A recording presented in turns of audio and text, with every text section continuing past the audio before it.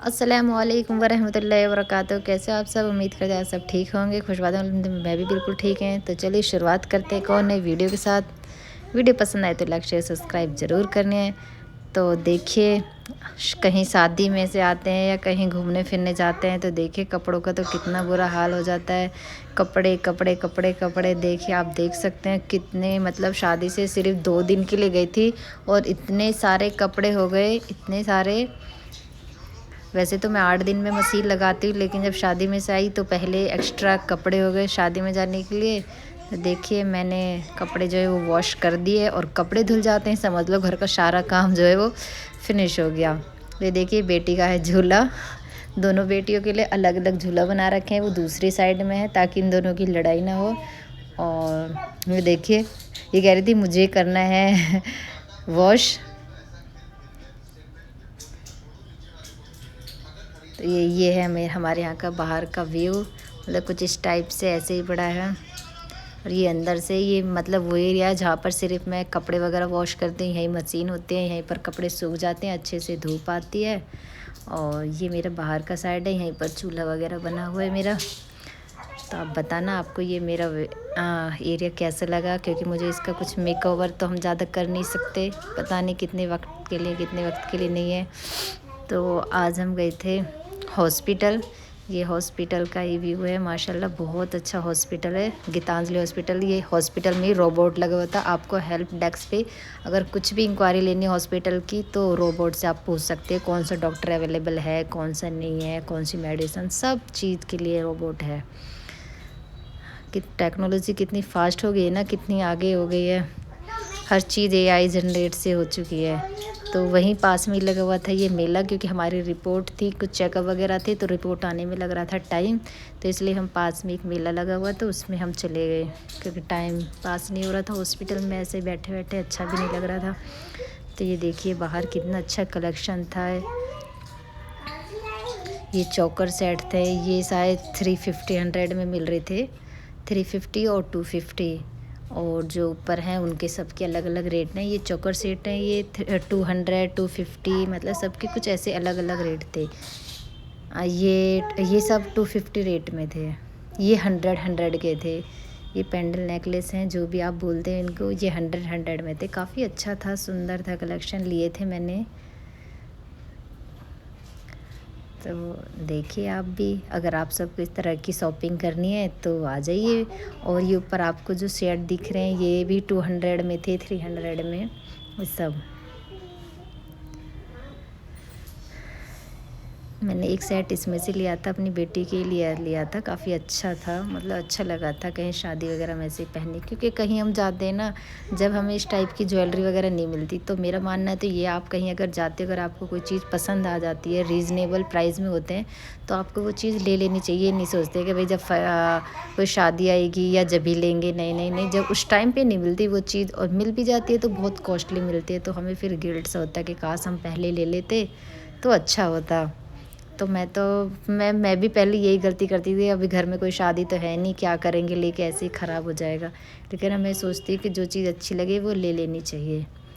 ये थे hair accessories थी, ये 100 में थी। एक मैंने ये भी ली थी अपनी बेटी के लिए, क्योंकि मैं तो देखो ये सब चीज़ लगाती नहीं, अब बेटी है तो बेटी के लिए मैं ले लेती हूँ जो चीज़ मुझे अच्छी लगती है। या फिर वो भी खुद भी ज़िद करती है कि मम्मा मुझे ये दिलाओ ये दिलाओ। ये सब 100 में थी, ये सारी मालाएँ, ये जो भी है, ये काफ़ी अच्छा था, अच्छे लग रहे थे, बहुत ही एंटीक पीस थे, 100 में थे। ये सब चैन पेंडल वगैरह सब आपको 100 में, हेयर एसेसरीज 100 में। रिंग थी 150 में 2 थी। शायद मैंने रिंग की वीडियो जो है वो नहीं बनाई है, लेकिन मैं रिंग भी लेकर आई थी, बहुत अच्छी रिंग भी थे। तो बस इसी तरह की मैंने कुछ शॉपिंग करी थी। मेला या उदयपुर में इतने एग्जीबिशन होते हैं, एक हटता नहीं है दूसरा स्टार्ट हो जाता है। अभी ये मेला इसका लास्ट चल रहा है, तो उससे पहले एक और मेले की जो है वो एडवर्टाइजमेंट आ गई है।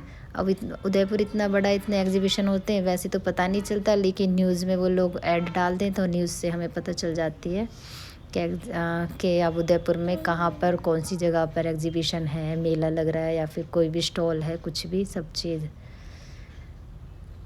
देखिए कितनी सुंदर है ये एक्सपेंडेड। एक तो उनकी ना लाइटिंग वगैरह में सब चीज़ें वैसे ही बहुत अच्छी लगती है, ऐसा लगता है कि ये भी ले लें ये भी ले लें, लेकिन ज़रूरत की चीज़ें होती हैं जो आपको यूज़ लगें वही लेनी चाहिए, मेरा मानना तो ये है। और ये कुछ झुमकी सेट थे, ये भी 150 में थे। ये हाथ के ब्रेसलेट थे, ये भी 100 में ही थे। तो वहाँ से ये सब शॉपिंग करने के बाद फिर आ गए थे हम घर बनाई थी मैंने फ़िश पकोड़े।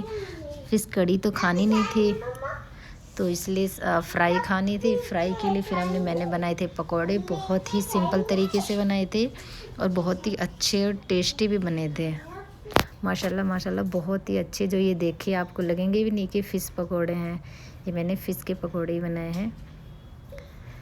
ना बिल्कुल ऑयल इन्होंने ऑब्ज़र्व करा, बिल्कुल भी नहीं। जितना मैंने कढ़ाई में डाला था इतना का इतने कहते हैं फैल जाते हैं, या फिर जो बैटर है हमारा वो इसमें ऑब्ज़र्व नहीं होता। और मैंने ऐसा भी नहीं है कि मैंने बैटर या फ़िश के अंदर मसाला डाल के इसको मैग्नेट होने के लिए रखा था, नहीं। साथ के साथ जैसे हम बेसन के पकौड़े वगैरह बनाते सेम उसी तरीके से उसी प्रोसेस के साथ मैंने जो फ़िश के पकौड़े बनाए थे, वही सब सामान डाल के जो हम पकोड़े में डालते और साथ के साथ ही मैंने ये बना दिए थे।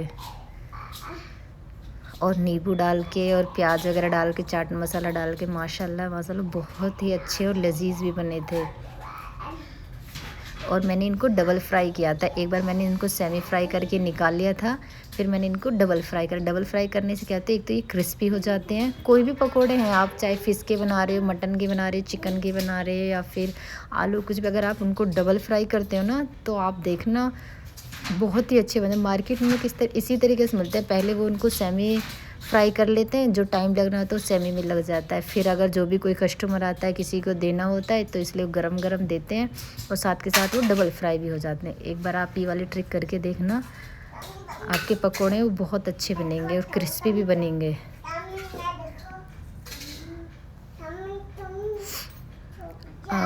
हम फ़िश के बारे में वैसे तो ज़्यादा क्वालिटी जानती नहीं है कि कौन कौन सी क्वालिटी होती है फ़िशों की, कौन सी नहीं होती है। ये देखिए खीरा, प्याज, नींबू, चाट मसाला ये सब डाल के खाए थे, बहुत ही अच्छे और क्रिस्पी बने थे पकोड़े। मैं बना भी रही थी और साथ के साथ हस्बैंड और बेटी खा भी रही थी। आ जाइए आप भी और खा लीजिए। किस किस को फ़िश की सब्ज़ी पसंद है या फिर फ़िश फ्राई पसंद है। देखो हमारे घर में तो ना ज़्यादातर मेरे हस्बैंड जी को फ्राई ज़्यादा पसंद आते हैं।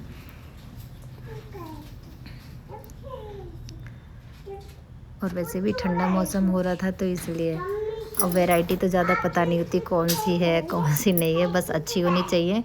हमारे घर में डिमांड होती है कि कांटे नहीं होने चाहिए फ़िश में बस।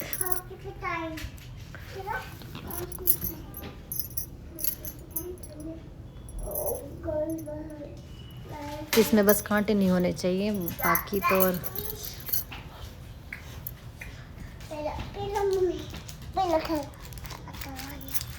बाद में खाएंगे दवाई, बाद में जाओ बाद में।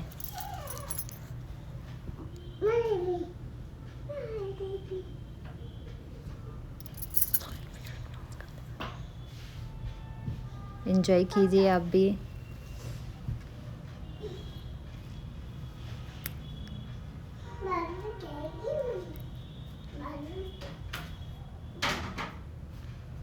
आप सब भी बताना आपको जो फ़िश है वो किस तरह की फ़िश खाना पसंद है, या फिर आपके यहाँ पर कौन सी फ़िश जो है वो फेमस होती है। और हमें भी सजेस्ट करके बताना कि फ्राई के लिए या पकोड़े के लिए मतलब कौन सी फ़िश लानी चाहिए, जिसमें मतलब कांटे ना हो, कम कांटे, क्योंकि छोटे बच्चे हैं तो उनको कांटे का भी ध्यान रखना पड़ता है। इसलिए ये तो आती हैं लेकिन ऐसी हो जिसमें कांटे ना हो। हमारे यहाँ पर तो ज़्यादा मांगूर के नाम से ज़्यादा जानते हैं और वही ज़्यादा लाते हैं। ये देखिए मैंने एक बार सेमी फ्राई कर ली है, फिर मैं इनको डबल फ्राई करूँगी। डबल फ्राई से बहुत अच्छे से भी पक जाती हैं और बहुत अच्छी भी बनती है, डबल क्रिस्पी हो जाती हैं एकदम। देखिए आप मेरा ऑयल देख सकते हैं, इसमें मतलब जैसे बैटर वगैरह कुछ भी नहीं फैलता या कोई झाग वगैरह कुछ भी नहीं। देखिए कितनी तरह ऐसे लगते हैं जैसे बिल्कुल जैसे बेसन के आलू वगैरह, प्याज, गोभी के बना रहे हो इस तरीके से। देखिए एक तो ये है हमारा सेकंड डे का, क्योंकि मेरे हस्बैंड है वो काफ़ी सारे फ़िश लेके आ गए थे तो एक दिन में तो बनी नहीं थी। फिर मैंने नेक्स्ट डे भी सेम तरीके से ही बनाई थी बिल्कुल, लेकिन मैंने बच्चों के लिए इसमें गोभी और पनीर डाल दी थी, क्योंकि वो फ़िश कम खा रही थी ना, कांटे वगैरह की डर की वजह से। तो इसमें मैंने गोभी भी डाल दी थी उसी बैटर में, फ़िश के साथ थी। आप यकीन करोगे बिल्कुल ऐसी हो गई थी जैसे कि फ़िश के हों, क्योंकि उनका बैटर का जो टेस्ट था, जो ऑब्ज़र्व था, वो गोभी में भी आ गया था। और उसी में मैंने हरी मिर्च डाल दी, ऊपर से चाट मसाला, नींबू, प्याज वगैरह आप डाल के खाओ, गर्मा-गर्म सर्व करो। माशाल्लाह माशाल्लाह बहुत ही स्वादिष्ट बनेंगे। देखिए आप। और ये बनाई थी मैंने नेक्स्ट डे मिक्स पुलाव। ये है नेक्स्ट डे का, मतलब फ़िश बनाई थी तो शाम को। फिर ये नेक्स्ट डे बनाई थी पुलाव। माशाल्लाह से काफ़ी अच्छे और खिले खिले राइस बने थे। ये जो हमारे यहाँ राइस जो है वो डबल चाबी का ज़्यादा खाया जाता है। डबल चाबी होती है बड़ी, जिसको बिरयानी वाली राइस बोलते हैं ना, वो वाली। साथ में हरी चटनी, दही, सलाद, चाट मसाला, ये सब डाल के आप अच्छे से खाओ, खुद भी खाओ, अपनी फैमिली को खिलाओ और तारीफ़ पाओ।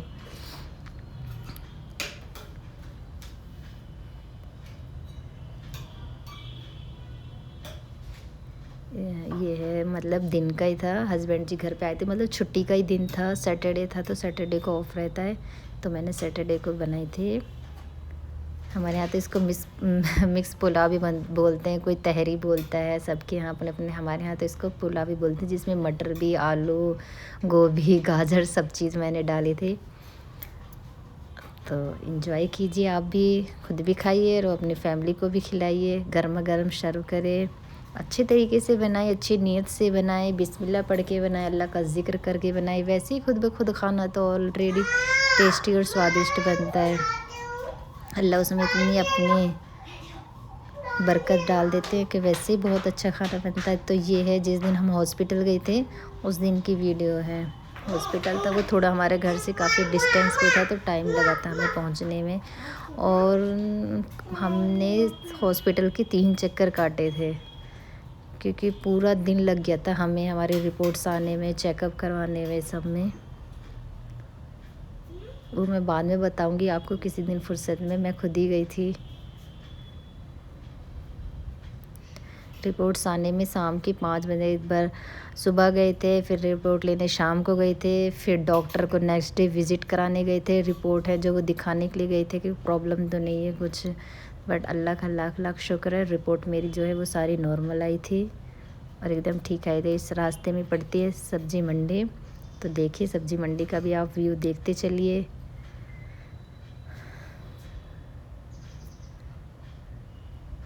मुझे तो उदयपुर की बहुत अच्छी खासियत लगती है कि यहाँ पर हर चीज़ और बहुत आसानी से और बहुत ईज़िली हर चीज़ मिल जाती है। आप ऐसा नहीं है किसी चीज़ के लिए मोहताज रहो कि भाई वहाँ जाएंगे तभी वो चीज़ मिलेगी, और बिल्कुल पास में ही सब चीज़ है। अगर आप मंडी में अंदर नहीं जाना चाहते तो आप यहाँ से बाहर से भी खरीद सकते हो। ये मेन मंडी नहीं है, मंडी है जो अंदर की साइड है, ये बाहर रेहड़ी वगैरह हैं, ये लोग हैं ये। बट ये है कि मंडी से ही थोड़ा सा एक्स्ट्रा चार्ज लेते हैं, थोड़ा एक्सपेंसिव देते हैं, बट अच्छी सब्ज़ी होती है इनके पास भी। मंडी जस्ट इसके सामने ही थोड़ा अंदर चलना पड़ता है उसके लिए बस। और ये बाहर क्या है, चलो कोई नहीं, ये भी भाई अपने बच्चों का पेट भर रहे हैं, इनके लिए भी अल्लाह सबके लिए रिज़्क़ तो पहले से ही तैयार कर के रखते हैं कि किस ज़रिए से किसको रिज़्क़ देना है, किसके घर में बरकत आनी है, रोज़ी आनी है, सबका।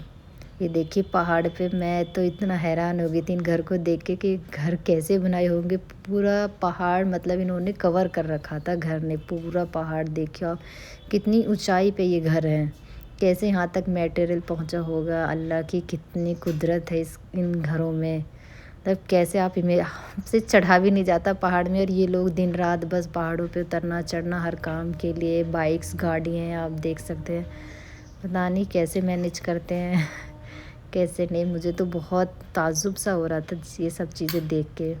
हॉस्पिटल का ये सारा रास्ता, ये रास्ते में विज़िट पड़ता है सारा, काफ़ी अच्छा देख ही सकते हैं आप, कितना साफ़ सुथरा। ये देखिए कौन से ज़माने की गाड़ी है, पता नहीं कितनी अच्छी लग रही थी बहुत, मुझे तो बहुत पुरानी गाड़ी थी। देखिए माशाल्लाह से कितने अच्छे घर हैं, कितनी अच्छी लोकेशन भी लग रही थी। ये देखिए पहाड़, उदयपुर में जो पहाड़ वगैरह बहुत ज़्यादा हैं, मतलब रास्ते वगैरह भी सब अच्छे हैं, ऐसे नहीं कि आप खो जाओगे या टेढ़े मेढ़े रास्ते हैं, छोटी गलियां हैं, नहीं, माशाल्लाह से काफ़ी अच्छी और क्लीन भी है एकदम।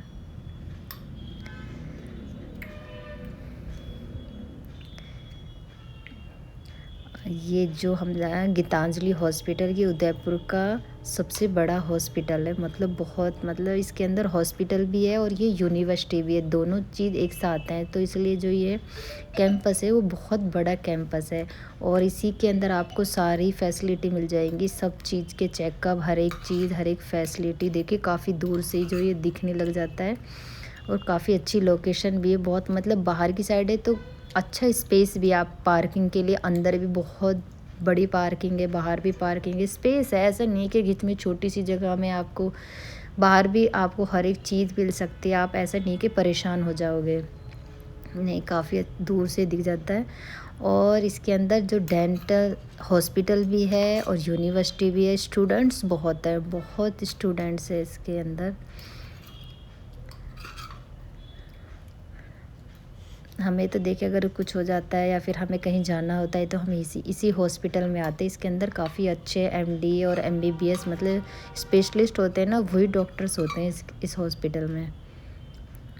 ये देखिए पार्किंग वाला एरिया जस्ट इसी के अपोजिट में भी है, इसके ऊपर भी है, पूरा जितना बड़ा हॉस्पिटल है उतनी ही इसके लिए पार्किंग के लिए स्पेस भी है। काफ़ी दूर दूर से यहाँ पर लोग आते हैं। देखिए अंदर तो बिल्कुल स्पेस था ही नहीं, तो हमारी जो गाड़ी पार्किंग हुई थी वो ऊपर की तरफ पार्किंग हुई थी। ये है डेंटल जो बिल्डिंग होती है ना डेंटल्स वालों की, ये उस साइड की बिल्डिंग है। अब इसमें कंस्ट्रक्शन का जो है वो काम चल रहा है, अभी ये पूरी कंप्लीट नहीं है। और ये है मेन बिल्डिंग, इसकी इमरजेंसी भी और ओपीडी वगैरह सब। देखिए बताइए, मैं आपको हॉस्पिटल का भी विज़िट करा रही है और इसके जस्ट सामने ही है पार्क।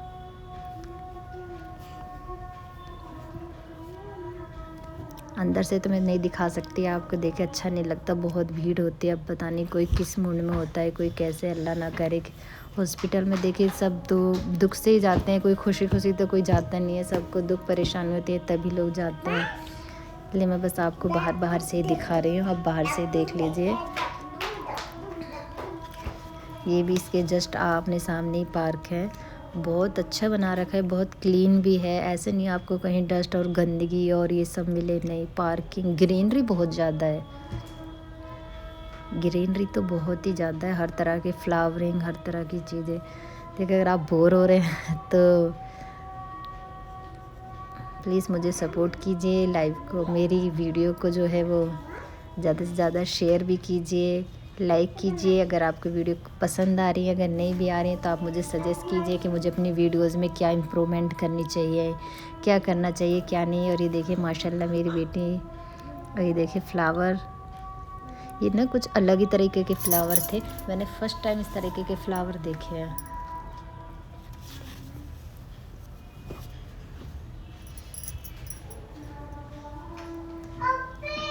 प्लीज़ आप मुझे सजेस्ट कर सकते हैं कि मुझे किस टाइप की और वीडियो बनानी चाहिए या मुझे किस टाइप का और कंटेंट लाना चाहिए, किस तरीके। देखिए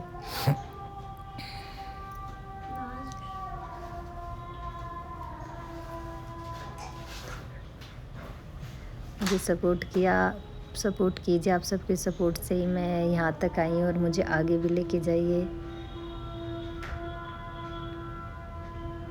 बस कुछ इसी टाइप की से, बस मैंने बाहर ही रखी था अपना कैमरा, अंदर तो मैं नहीं लेके गई थी, बहुत रश था क्योंकि बड़ा ही हॉस्पिटल है, तो इसके अंदर बहुत भीड़ थी, बहुत ज़्यादा, जो कि मैं नहीं दिखा सकती। मुझे इस हॉस्पिटल की खासियत लगती है कि इसके लिए ग्रीनरी बहुत ज़्यादा है, पार्किंग के लिए भी बहुत ज़्यादा स्पेस है, और आप मतलब ऐसा नहीं लगेगा अगर आप हॉस्पिटल से बाहर निकल रही तो कि आप किसी हॉस्पिटल, ऐसे लगेगा कि आप किसी पार्क में और कहीं घूमने के लिए आए। मतलब इतनी पार्क है, इतनी सुंदर सुंदर है, देखिए यहीं लगता है यहीं बैठ के आराम करो, यहीं खेलो कूदो, लेकिन हॉस्पिटल तो देखिए हॉस्पिटल ही होता है। फिर रिपोर्ट वगैरह तो नहीं मिली थी, उसके बाद हम चल दिए थे, ये नेक्स्ट डे का है। बस हमने इसी हॉस्पिटल के 3-4 चक्कर लगाए थे, बस यहीं के घूमते रहे थे। अल्लाह का शुक्र है, बट जो मेरी रिपोर्ट्स थी वो एकदम नॉर्मल आई थी। आप सबको मैं किसी दिन अपने बारे में बहुत डिटेल में बताऊंगी। अगर वीडियो मेरी पसंद आए तो लाइक शेयर सब्सक्राइब करना और दुआ करना। बाय, अल्लाह हाफिज़।